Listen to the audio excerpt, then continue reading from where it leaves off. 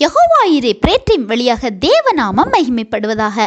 உங்களையும் வெல்கம் பண்ணுறேன். பிரியமானவர்களே, உங்களுக்குள்ள தேவன் வாசம் பண்ணுறாங்களா? தேவன் தம்முடைய சாயலாக மனிதனை சிருஷ்டித்தாங்க.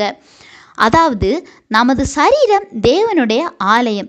தேவனுடைய ஆவியானவர் நமக்குள்ள வாசமாய் இருக்கிறாங்க. நாம் நமது சரீரத்தை கெடுக்கும்போது அங்கே தேவன் வாசம் பண்ண முடியாது. ஏன்னா தேவன் பரிசுத்தமுள்ள இடத்துல வாசம் பண்ணுகிறவர்.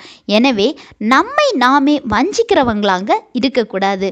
குடி, விபச்சாரம், வெளிப்புறமான தேவனுக்கு பிரியமில்லாத அலங்கரிப்புகள், அப்படின்னா டாட்டூஸ் குத்துறது போன்ற பாவங்கள்.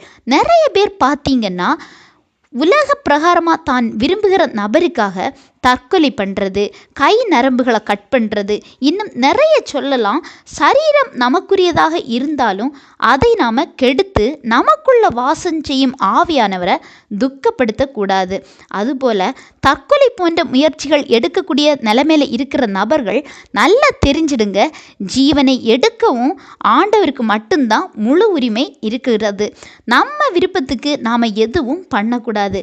அப்படி தற்கொலை போன்ற முயற்சிகளை செய்யும்போது நமது ஆவி ஆண்டவரிடத்தில் செல்லாது.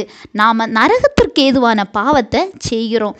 1 கொரிந்தியர் 3:16-17 பார்க்கும்போது, நீங்கள் தேவனுடைய ஆலயமாய் இருக்கிறீர்கள் என்றும் தேவனுடைய ஆவி உங்களில் வாசமாய் இருக்கிறதென்றும் அறியீர்களா? ஒருவன் தேவனுடைய ஆலயத்தை கெடுத்தால் அவனை தேவன் கெடுப்பார். தேவனுடைய ஆலயம் பரிசுத்தமாய் இருக்கிறது, நீங்களே அந்த ஆலயம் அப்படின்னு பார்க்கலாம். எனவே ஆலயமாகிய நம்மாலும் நமது அவயங்கள்னாலும் நம்மை கெடுத்து கொள்ளக்கூடாது. எனவே தற்கொலை முயற்சி என்பது ரொம்பவும் பெரிய பாவம். அது மட்டும் இல்லாமல் உங்களோட சிந்தனை, பார்வை, பேச்சு, செயல், இருதய எண்ணங்கள் வர பரிசுத்தம் தேவை. சரியா? அப்படி நாம் செயல்படும்போது ஆண்டவர் நமக்குள்ள வாசம் பண்ணுவாங்க. எனவே இத்தனை நாள் நீங்கள் தெரியாமல் இருந்திருக்கலாம். ஆனால் இனி பரிசுத்தமாக இருங்க. தேவனுடைய ஆலயமாகிய சரீரத்தை கெடுத்து கொள்ளக்கூடாது. ஆண்டவர் உங்கள் கூட வாசம் பண்ண நீங்கள் இடம் கொடுங்க.